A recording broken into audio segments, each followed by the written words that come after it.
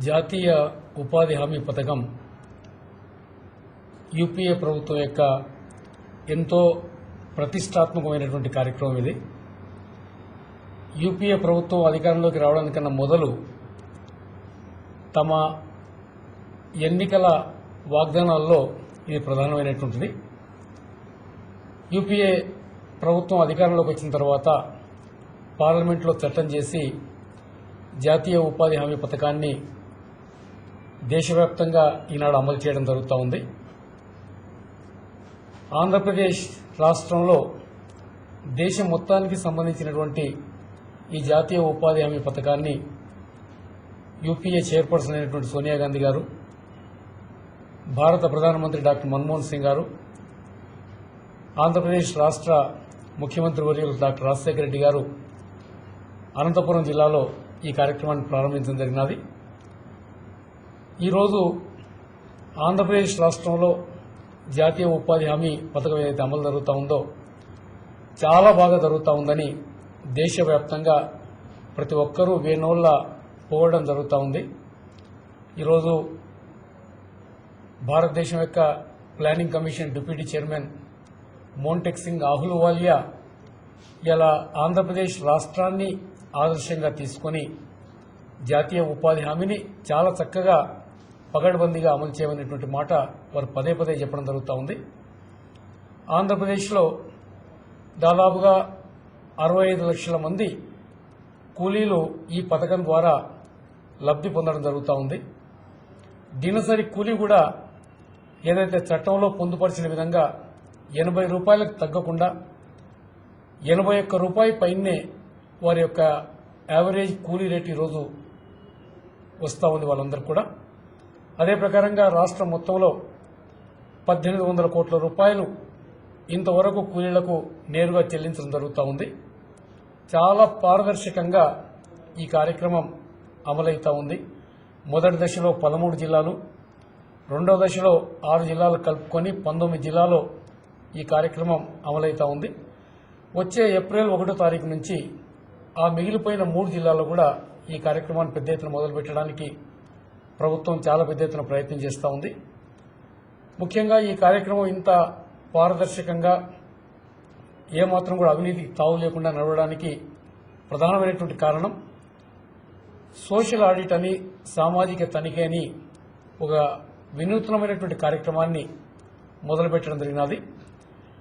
మండల స్థాయిలలో ఆ మండలాల్లో ఉండేటువంటి కొంతమంది సామాజిక స్పృహ ఉండేటువంటి కార్యకర్తలను ఎంచుకొని గ్రామాన ఈ జాతీయ ఉపాధి హామీలో జరుగుతున్నటువంటి పనులని వాళ్ళ ద్వారా తనిఖీ చేయించి ఆ పనులు ప్రతి ఒక్క పనిని సందర్శించి ఆ పనిలో పాల్గొనేటువంటి కూలీలతో ఇంటరాక్ట్ అయ్యి తర్వాత ప్రతి గ్రామంలో కూడా గ్రామసభ జరిపి ఆ జరుగుతున్న పనులు ఏదైతే మనం రికార్డులో రాసుకున్న పరంగా ఉన్నాయా లేదా అనేటువంటి వెరిఫికేషన్ కూడా ఈరోజు జరుగుతూ ఉంది.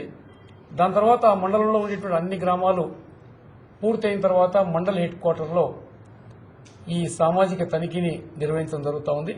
ఈ సామాజిక తనిఖీలో పనిచేసుకున్న కూలీలే కాకుండా ముఖ్యంగా గ్రామ పంచాయతీ చెందినటువంటి సర్పంచులు కానీ, ఎంపీటీసీలు కానీ, మండలానికి చెందిన ఎంపీపీ, దాని తర్వాత జడ్పీటీసీ, కొన్ని పర్యాయాలు ఎమ్మెల్యేలు, ఎంపీలు కూడా ఈ సామాజిక తనిఖీలో పాల్గొనడం జరుగుతూ ఉంది.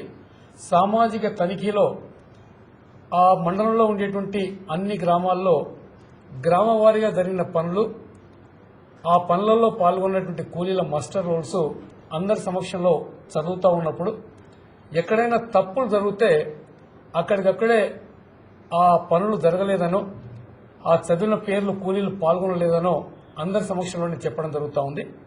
ఆ ప్రకారంగా ఆ జరిగినటువంటి పనులు మనం రాసిన, పనిలోకి రానటువంటి వాళ్ళ పేర్లు మనం రాసిన అక్కడ అందరి సమక్షంలో ఆ తప్పు బయటపడడం, దాని ద్వారా ఏదైతే డబ్బు దుర్వినియోగమైందని నిర్ధారణకు వస్తా ఉన్నారో అలాంటి డబ్బుని రికవర్ చేసేటువంటి ప్రయత్నం ఈరోజు చాలా గొప్ప ఎత్తున జరుగుతూ ఉందనేటువంటి మాట కూడా మనం చేస్తున్నాను. వాస్తవంగా గతంతో కనుక మనం పోలిస్తే గత ప్రభుత్వంలో ఆ రోజు పనికి ఆహార పథకం అని చాలా పెద్ద ఎత్తున భారత ప్రభుత్వం ఉచితంగా కూలీలకు వాళ్ళు కూలీకి ప్రత్యామ్నాయంగా బియ్యం ఇవ్వాలని పెద్ద ఎత్తున బియ్యం ఇస్తే అలాంటి బియ్యం కూలీలకు చేరకుండా మధ్యలో ఉండేటువంటి నాయకులు కాంట్రాక్టర్లు ఆ కూలీలకు స్థానం లేకుండా మిషన్స్ పెట్టి ఆ పనులన్నీ చేసి ఆ బియ్యాన్ని బ్లాక్ మార్కెట్లో అమ్ముకోవడం జరగడం మనందరం కూడా చూడడం జరిగింది ఆ ప్రభుత్వ హయాంలో. ఆనాడు దాదాపుగా 60-70% పైనుంచి వచ్చినటువంటి బియ్యం కానీ నిధులు కానీ దుర్వినియోగం అయినట్లు ఈరోజు కూడా మన రికార్డులు చెప్తా ఉన్నాయి. కానీ ఈరోజు ఈ జాతీయ ఉపాధి హామీలో కేవలం 1% కన్నా ఎక్కువగా దుర్వినియోగం లేదనేటువంటి మాట ప్రతి సామాజిక తనిఖీలో ఈరోజు తేలుతా ఉంది. వాస్తవంగా సామాజిక తనిఖీ ద్వారా బయటపడ్డటువంటి ఈ అక్రమాలనే ఈరోజు తప్పు జరిగిందని చెప్పడానికి కొంతమంది ప్రయత్నం చేస్తూ ఉన్నారు. కానీ ఈ ఇంత పెద్ద కార్యక్రమం 1800 కోట్ల రూపాయలు ఖర్చు పెట్టినప్పుడు దీంట్లో రాష్ట్ర వ్యాప్తంగా ఈ కార్యక్రమం అమలవుతున్న జిల్లాలో చూస్తే 1% కన్నా ఎక్కువగా దుర్వినియోగం లేదు. ఆ 1%లో కూడా దుర్వినియోగమైనటువంటి డబ్బుని మళ్ళా రికవర్ చేసే పరిస్థితి ఈరోజు ఈ సామాజిక తనిఖీ ద్వారా మనకు ఆ అవకాశం లభిస్తూ ఉంది. దుర్వినియోగమైనటువంటి డబ్బులో 80 లక్షల రూపాయలు ఇంతవరకే రాష్ట్ర వ్యాప్తంగా మనం రికవరీ కూడా చేయడం జరిగింది అనేటువంటి మాట కూడా నేను మనం చేస్తున్నాను. అందుకనే సామాజిక తనిఖీ చాలా ఈ కార్యక్రమాన్ని ఇంకా పారదర్శకంగా అమలు చేయడానికి ఎంతో ఉపయోగపడతా ఉంది. ఈ కార్యక్రమాన్ని కేవలం ఒక జాతీయ ఉపాధి హామీలోనే కాకుండా ఇలా గ్రామీణాభివృద్ధి శాఖలో అనేక కార్యక్రమాలు జరుగుతూ ఉన్నాయి. చాలా పెద్ద ఎత్తున ఈరోజు బీద ప్రజల్ని ఈ కార్యక్రమంలో భాగస్వాములు అయ్యేటువంటి వాటిలో కనుక అన్నిట్లో ఈ సామాజిక తనిఖీ కార్యక్రమం మనం కనుక అమలు చేయగలిగితే బాగుంటుందని నేను కోరుతా ఉన్నాను. ముఖ్యంగా పెన్షన్ల కార్యక్రమం కానీ అదే ప్రకారంగా ఈరోజు మనకు జాతీయ కుటుంబ భద్రతా కార్యక్రమం కానీ అదే మాదిరిగా ఈరోజు వాటర్ షెడ్స్ కానీ దాని తర్వాత ఇందిరా ప్రభ లాంటి కార్యక్రమం కానీ లేకపోతే 100% హార్టికల్చర్ కార్యక్రమం సబ్సిడీతో హార్టికల్చర్ కార్యక్రమం చేస్తా ఉన్నామో కొన్ని చోట్ల దుర్వినియోగం జరగడానికి ఆస్కారం ఉంది. కాబట్టి అవి ఎవరికైతే చేరాలనో ఆ లబ్ధిదారులకు చేరిందా లేదా అనేది ఈ సామాజిక తనిఖీ ద్వారా మనం కనుక్కోవడానికి అవకాశం ఉంది. సామాజిక తనిఖీ జరుగుతుందంటే ఈ కార్యక్రమాన్ని అమలు చేసే అధికారులు కానీ కార్యక్రమాన్ని పొందడానికి ప్రయత్నం చేసేటువంటి వ్యక్తులు కూడా జాగ్రత్తగా మసులుకునేటువంటి అవకాశం ఉంటుంది. కాబట్టి ఇలాంటి సామాజిక తనిఖీని ఈ గ్రామీణాభివృద్ధి శాఖలో ఉండే ప్రతి కార్యక్రమంలో కూడా మనం నిర్వహించడానికి ప్రయత్నం చేస్తే గ్రామీణాభివృద్ధి శాఖలో కార్యక్రమాలు చాలా వరకు కూడా సక్రమంగా జరుగుతూ ఉన్నాయని ప్రతి ఒక్కరు అనుకోవడం జరుగుతూ ఉంది. ఆ కార్యక్రమాలు ఇంకా బాగా మెరుగుపరిచి ఇంకా పారదర్శకంగా ఇంకా బీద ప్రజలకు ఎక్కువగా ఉపయోగపడే విధంగా మనం చేయడానికి ఆస్కారం ఉంటుందని నేను మనవి చేస్తున్నాను.